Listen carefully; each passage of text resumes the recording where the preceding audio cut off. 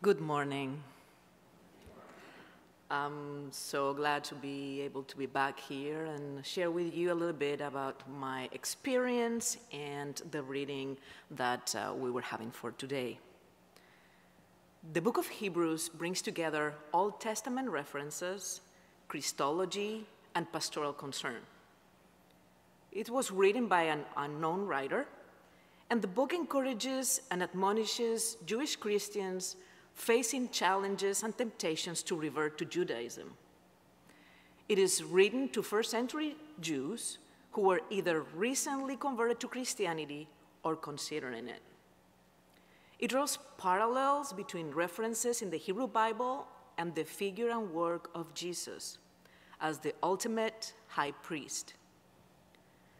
From our reading today, we were having a longer reading, and part of it was verses 7 and 8 that I'm going to read the translation from the Greek. It says, "In the days of his flesh, Jesus offered up prayers and supplications with loud crying and tears to the one who was able to save him from death. And he was heard because his godly fear. Although he was a son, he learned obedience from what he suffered." We clearly see a supplicating Jesus, a suffering Jesus who prays and cries. This image of a suffering Jesus appears also in the Gospels. The Gospel of Mark portrays the suffering of Jesus, emphasizing his humanity. The Gospel of Matthew emphasizes that he willingly endured tremendous pain for the redemption of humanity. The Gospel of Luke emphasizes Jesus' compassionate nature, his concern for the marginalized, and the manifestation of divine mercy and love, extending even to those who participated in his condemnation. The Gospel of John presents a unique perspective on the suffering of Christ, focusing on his divine identity, purpose, and the significance of his sacrificial death. We see how Jesus experiences deep distress and sorrow, how he's abandoned by his disciples when he's arrested. He faces false accusations, an unjust trial. He's humiliated, abused physically and emotionally by the Roman soldiers. He suffers isolation and loneliness. On his final moments on the cross, Jesus cries, my God, why have you forsaken me?" The book of Hebrews is a testament to the significance of Jesus' suffering. In the context of chaplaincy, chaplains encounter individuals in the depths of suffering. In a Christian context, exploring the implications of Jesus' suffering becomes a guide for compassionate care. Hebrews shows us Jesus as the high priest who sympathizes with human weakness, reminding chaplains that Jesus understands the various forms of suffering that people may endure, and empathizing Jesus who provides comfort and connection. The figure of Jesus implies leading those in suffering to a place of hope, where they can find solace in the arms of a compassionate God. The concept of a merciful and gracious God presented in Hebrews becomes a foundation for chaplains to instill hope. The endurance of Christ's suffering serves as a model for resilience and perseverance. Chaplains, drawing inspiration from Jesus' endurance, can guide individuals through their suffering and can approach their ministry with a sense of purpose, empathy, and hope. As many of you know, and as Stephen said earlier, I work as a spiritual care practitioner, also known as Chaplin, at the hospital across the street. Even though we use the term spiritual care practitioner, I will be using the term chaplain to help shortening my message today. Last time I shared a little bit about how I ended up there, first taking a clinical psychospiritual education unit while I was doing my master's in divinity, and how I got into that course even though I disclosed with the admission panel that growing up I always said that I would never work in a hospital. I didn't know about the chaplaincy role until I went to Emmanuel College and took that CPE course. In Spain, where I'm from, chaplains are only Roman Catholic priests. I found it hard to explain what I do, especially to those who think that chaplains only show up at time of death. Sometimes I get referrals from the care team to see people who are sad, emotional, struggling, who might be on their path to recovery. And a couple of times that I've showed up, I've been asked by patients, "A chaplain? Am I dying?" A few times I have showed up to provide support to families of a trauma patients that I have seen expressions of horror in their faces when they think that I am the angel of death or something like that. I explain to them that this is a standard procedure. I do not have any medical information. I am there to provide emotional and spiritual support. And they feel better about that. But still, there's a lot of unknown about what we do and who we are. And that is not the norm. Most times people know who we are, they ask for us, and they appreciate our support. And, I don't want to brag here, but I've been called God sent, angel, not the dead one, and other positive things by patients. Chaplains provide support in various settings, such as hospitals, military units, prisons, universities, workplaces.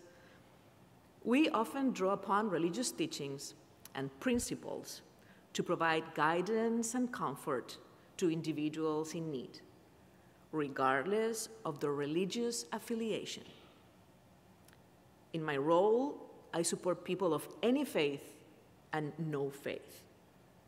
I am trained in multi-faith support and in providing a compassionate listening presence, among other things. My work is not only for patients, but also for their families and hospital staff. Being a spiritual care practitioner is a calling. Being with patients on their suffering, their pain, their path to recovery, their last breaths, supporting families through the shock of a trauma, the grieving process of saying goodbye. This reading today connects deeply with my work as a chaplain. I do not disclose about my faith background when providing care, but my work is anchored in my spirituality. And as a Christian, I draw from my Christian beliefs and understandings when provided support to others. This means, for example, that being with people when they are experiencing the worst bring me closer to Jesus. The raw, dirty, swearing, angry, suffering, crying, scared Jesus. I imagine a tired Jesus coming out of the desert, full of dirt, sweaty armpits, with dry, dirty feet. When I first started in the hospital across the street, I worked in oncology, mental health, neonatal ICU, as well as the COVID ICU during the height of the pandemic. That was a very scary time. I currently work in critical care and the trauma program. So I think I've pretty much seen it all and done it all. From blessings or naming stillborn babies to performing flag ceremonies for veterans. From providing prayers for healing to saying prayers after someone dies unexpectedly, to supporting and journeying with patients who have been suffering a long illness. In healthcare, we talk about person-centered care. We usually visit patients where there is a referral, we get paged or called, or we might encounter someone in a hallway or the elevator. That is one of my specialties. I'm known among my peers for that. One of our mandates as a chaplains is to protect patients' dignity and autonomy. When someone is in hospital, there are not many actions or decisions that they can make on their own. When a chaplain shows there, there's no agenda. We are not there to take their temperature, their blood pressure, to do any medical assessment. We do not have a checklist. And I feel that is one of the few opportunities that the patients have when they have full control on the visit, as we provide a safe space for them. It is about what they need, what they want at that particular time. Because it might be a bad time or a bad day, and they can decline the visit. So when there's nurses that need to do their job, when there's doctors that need to do their assessments, they have to do that. When we show up, if the patient is not up for it, they can say, not today, maybe later, maybe never. So every encounter with every person is unique. Even with the same person, it can go so differently from one visit to the next. And one thing that I frequently encounter when supporting the staff at the hospital is moral distress. And there is an ongoing conversation about goals of care, ethics, religious beliefs, all among staff, nurses, doctors, chaplains, especially in cases of dying patients whose families want every measure to keep their loved one alive. Even though there is no hope for survival, death is imminent, some families are not ready to let the person go, and they try to keep their bodies going, no matter what. So I have a case of a patient who was dying, and her parents wanted every single measure to keep her going. That included a lot of gory things that I'm not gonna talk about here, but made no sense to the staff, to the care team. They couldn't understand how these parents could not let go and how they were willing to prolong their daughter's existence. I learned from those parents that they had already lost another child before and were not ready to bear losing another one.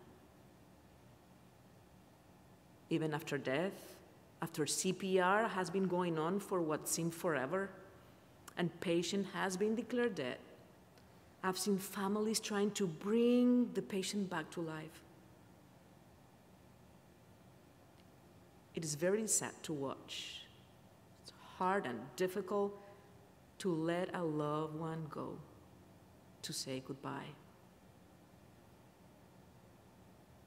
The understanding of the non-maleficence principle based on the Hippocratic oath of do no harm is also a cause of distress that I encounter very frequently when I work in palliative care, especially on patients that requested MAID, who most of them had like days or weeks left. Some chaplains do not support MAID, and that's okay. I do, so I have been asked by another colleagues to journey with patients when they were not able to. I do not support MAID as a way of ending a societal problem or for it to be administered to everyone indiscriminately. There are rules, there are procedures, and whatever is going on right now with the laws, it's happening in the hospital, and I am there for the patients. I've seen extreme suffering from patients in so much pain that they were screaming and crying, wanting their suffering to stop. I could hear in my mind Jesus' words, "Oh my God, why have you forsaken me?" And I could hear myself thinking, "You are not alone. God is with you. God suffers with you." I have supported families of faith who struggled between what their church's views were and seeing their loved ones suffering in agony. I feel that the best way for me to support patients and their families is when I am involved from the time of the request and approval from the medical team until the day of the procedure. In that way, I can make sure that when the time comes, we discuss what their wishes are, what they want, and I can support them and their families. I have been privileged with patients' trust of including me at that sacred moment in their lives. One time, there was a woman who was alone, didn't have family, and wanted me to be there with her. She died looking into my eyes. I could feel the change in her body when she was no longer there. It was a very powerful experience. It is a difficult journey, but I feel honored to be with people who do not want to endure their suffering alone or want me to witness their last moments in this life. I have encountered people whose families didn't approve of MAID and they were not present. And I've also been there with patients, had many family members at bedside, and I provided support to them after patient died. Sometimes during the procedure, I stand there quietly. Other times praying, reading poems, playing music, singing hymns. This is always arranged with the patient beforehand during their journey, so their wishes are honored and respected. Dying by MAID is one of the most peaceful ways to die that I have seen. I believe that Jesus is always with us, but especially at our times of suffering.